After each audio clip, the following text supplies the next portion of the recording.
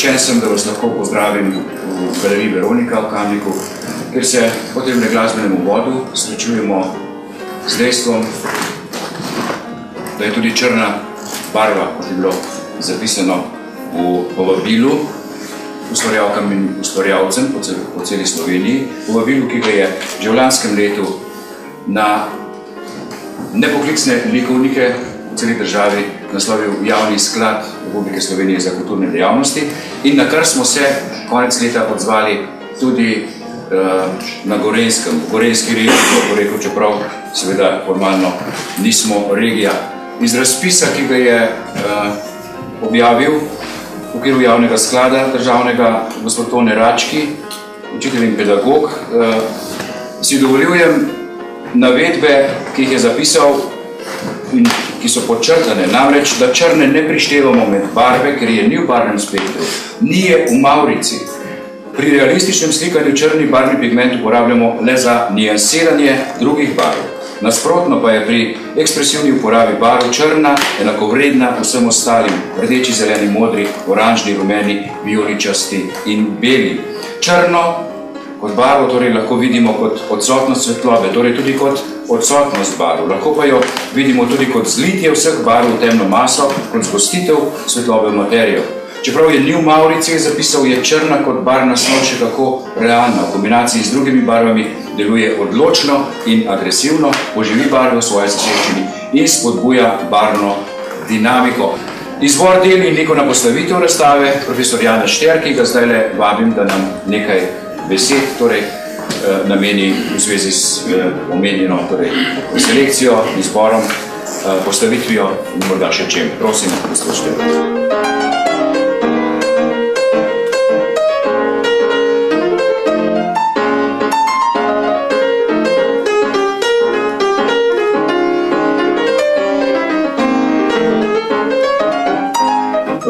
Vsi ste iskali, tisti, ki ste se prvič našli problemom črne barve, to ste jo iskali v motivu.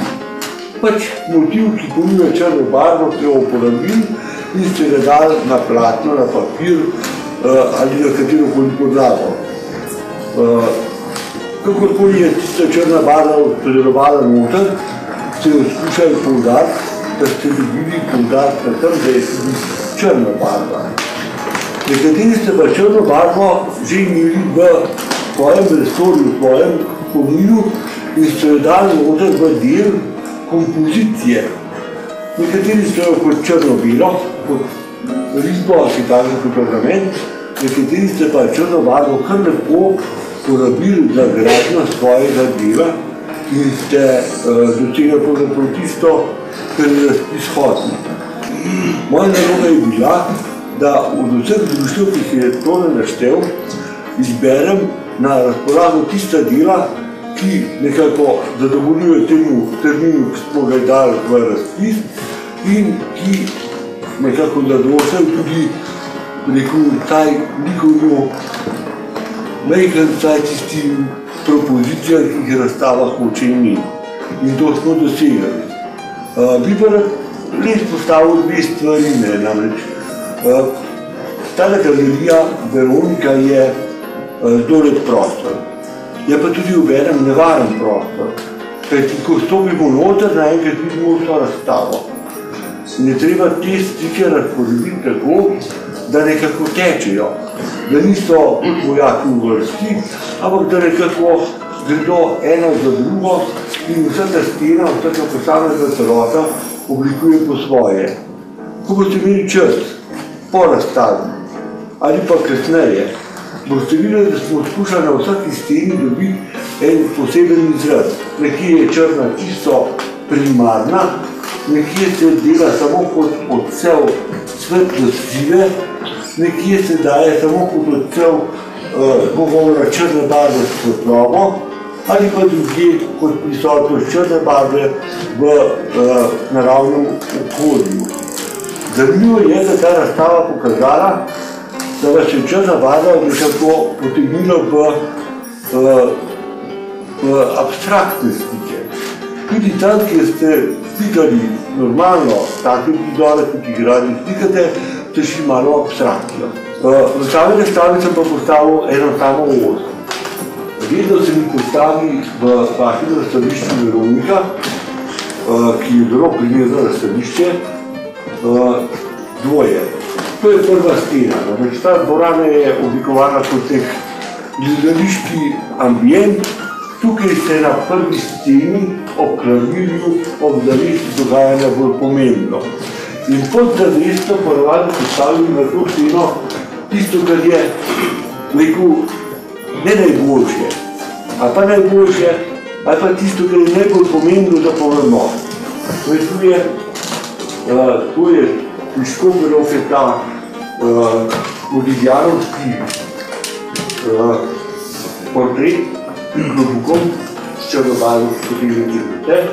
Potem je imenitni portret pokojnega Dušana Ribonta, kjer je avtor Dušan Stane uporabil črno barvo čisto tako kot klobuk in kot obleko in zraven, ampak ta črna barva nekako potegne za seboj vrstni vpliv.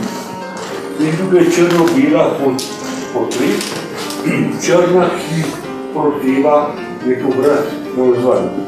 Te tri slike, te štiri slike pomenijo vse, kar ste vi imeli največ težav s črno barvo.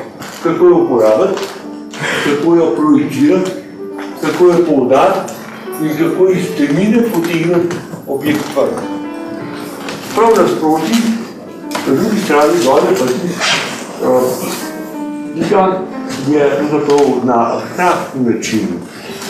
Timon Knuth pokazal, kako se pravzaprav črna barva lahko umetno postavi v objekt noter in med rdečo, svetlo modro in tako postavi črno barvo kot tisto rastilno, močno rastilno konstrukcijo, ki drži sliko po konci.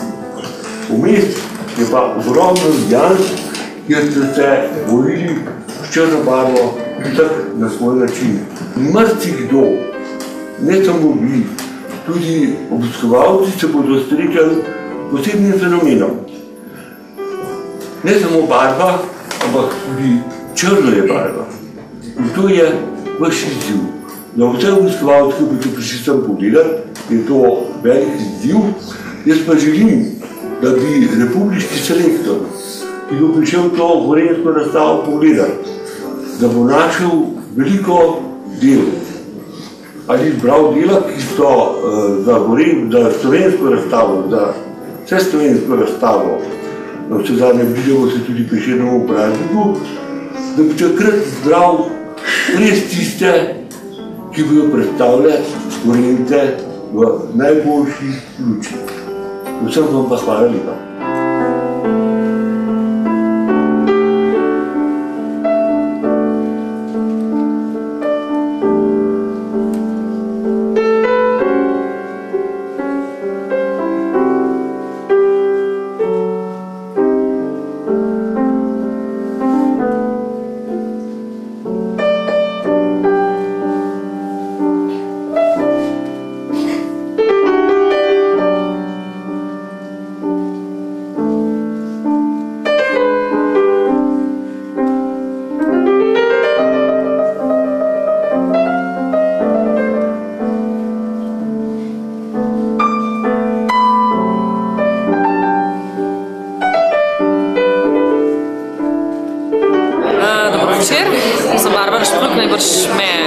Najbrž poznate, ne?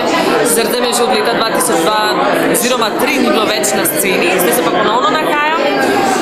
Tokrat na razstavi tudi Črna je barva, ki jo v bistvu organizira, to je regijska tematska razstava izbranih del gorenjskih likovnikov. No, to je po dolgo časa spet moja prva, tako rekoč, kako ne rečem, udeležba ene razstave, no, vsaj skupinske, no. Kar dosti drugih, še tudi lepših, ne. Tukaj gor pa je predstavljena moja črno-bela slika s tušem, tudi črna je barva z naslovom Črna pravljica. Prikazuje eno zanimivo dogajanje v mojem življenju. V bistvu, ljudje me na vsake toliko časa bolj ali manj sprašujejo, še kaj rišem, kje se nahajam, oziroma sem še kaj živa. No, sem živa, tle sem. Slika prikazuje eno zanimivo pravljico, ki je povezana z mojim življenjem daleč nazaj v preteklosti, še naprej najbolj sedajnost se navezuje.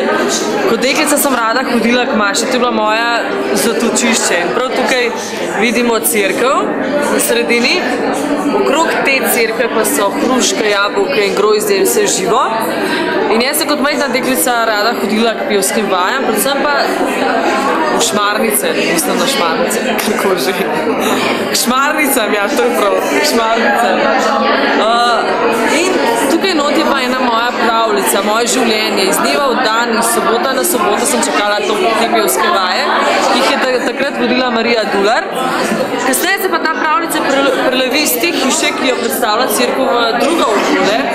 Okolje, ki sem ga jaz tudi velikokrat preživela zaradi svojih takih ali drugačnih izpadov. Oziroma zaradi moje, kako da rečem, pride obdobje, ko sem zelo na vrhu, zelo intenzivno delam, sem posoda javna, potem pa obdobje, ki iz mene ni popolnoma nič, kjer je večinoma dneva sama žalost. Ne? In tukaj prikazuje tudi na nek način to cerkev, moje zatočišče, sicer v domačem okolju, lahko je to cerkev, lahko je hiša, lahko pa je tudi bolnica, ker sem se tudi jaz velikrat nahajala. To je moj spomin na neke lepe čase in obenem tudi tragične. Zakaj? Zaradi tega, ker tam sem spoznala ogromno dobrih ljudi, ogromno prijetnih, ampak žal je danes tudi vsaj 10 od teh že mojih prijateljev pokojnih. Jaz sem še živa. Ampak dobro, v spomin tudi na njih nameravam v prihodnosti organizirati komendi. Z določenimi ljudmi smo se že pogovarjali o tem, skupino, ki bi govorila predvsem o težavah ljudi, predvsem o depresiji, o duševnih težavah, o katerem se danes vse premalo govori. Zakaj? Ljudje se izogibajo ljudi, ki imajo težave, ki jokajo. Tudi sama se dolgo časa v bistvu sem se umikala javnosti zaradi tega. Ljudje so me vedno poznali veselo, nasmejano. Jaz pa v bistvu na obdobje, ki pridejo, ki so zelo težke obdobje, je tragično, no, ni za povedati. Takrat tudi jaz kdaj pomislim na samomor, tudi jaz se s tem srečujem, zato zastopam te ljudje, še danes jih obiskujem in tudi letos nameravam maja v spomin na vse moje preminule prijatelje in predvsem, da polepšamo dan pacientov v psihiatrični bolnici, organizirati ples. In to je že del mojih načrtov, zato se pa v to zgodbo nekako odseva preteklost in tudi sedaj. Lahko rečem, da ta sredina prikazuje eno bistvo, eno veliko bistvo mojega življenja in to je, da vedno, hvala Bogu, najdem pot iz vseh teh zmešnjav in celega džumbusa. In to bi mogli vsi ljudje početi, predvsem pa si pomagati. V komendi je, hvala Bogu, dosti stvari, ki se dogajajo, ki so namenjene mladim. Pa vseeno je še premalo pogovora, premalo enih aktivnosti, ki so za mlade ful pomembne, predvsem zaradi tega, da ne izgubijo stika z realnostjo in svojo duševnostjo, ki je zelo pomembna, predvsem na prvo mesto. Sem tudi članica likovnega društva Kamnik, katera edinstvena vodja, mislim, svaka je čast Suzana Zgonec, je veliko pripomogla tudi k temu, da me je spodbudila, da sem začela ponovno risati. Hvala Bogu, zdaj sem tudi zaposlena, imam službo na Doplici v krasnem lesnem podjetju, kjer se tudi fajn zastopam. Poleg tega tudi redno sodelujem na pevskih vajah, sem članica mešanega pevskega zbora Mavrica. Poleg tega pa delam še stvari. Hvala Bogu, mi ostaja še vedno čas za najbližje prijatelje, za svojo družino, v kateri sem še danes izredno hvaležna, da me še kar podpira, da me spremlja ob vseh teh mojih tragedijah in kalvarijah. Letos mineva točno 1 leto od od tega, ker se je v mojem življenju zgodila ena huda preizkušnja, pa so me raven, kako naj rečem, kako se bolje izražam, v tistem najhujšem trenutku so me razširili moji domači. Hvala mami, se zahvaljujem materinci, očetu Francevno, mislim, da si zaslužijo, da jih poimenujem sestre Alenki in njenemu fantu Mateju, doma iz Tunc, mislim, svakam v čast, vozil me je gor in dol, kamarko sem se spomnila, samo da mi je pomagal. Hvala Franciju, Nataši, Kati in Tadeju, mojim sestram in bratom, predvsem pa Tadeju, ker mi je na vsake toliko časa posnel kakšno musko, predvsem narodno zabavna, ker sem velika ljubiteljica narodno zabavne muske in dobro vem, da bom prej ali slej pela v kakšnem narodno zabavnem ansamblu, ker zdaj vem, čutim, da prihaja tisti cajt, ki je cajt za mene, ne samo za mene, za vse tiste, ki se kopljajo v težavah. Vem, da si bomo pomagali med sabo, zato pa vse skupaj spodbujam, kjerkoli vidite kakšnega žalostnega, depresivnega človeka, pojte do njega, pomagajte mu. To so vedno izražale moje slike. Vsem komenčenkam in komenčenom želim, da čim več svoje energije porabijo za tiste lepe stvari, za srečanje s prijatelji, za risanje, slikanje, za glasbo in čim manj za... Jaz sem pristna in zagovornica kmečkega življenja. Tam jaz lahko najlažje ustvarjam, tam sem jaz to, kar sem. Lepo se majte, vesela sem, da hvala Juretu Debeljaku, da si vzel čas, da me je posnel. Hvala, Jure. Hvala Suzani Zgonec, da me je pripravila do tega, da sem sodelovala na razstavi. In upam, da se čim prej vidimo na kakšni moji bodoči razstavi, 6. po vrsti po moje, da konc leta jo 100% nameravam narediti. Če ne pa kakšno fešto prej, to imam tudi veselje delati. V glavnem, lep pozdrav vsem skupaj.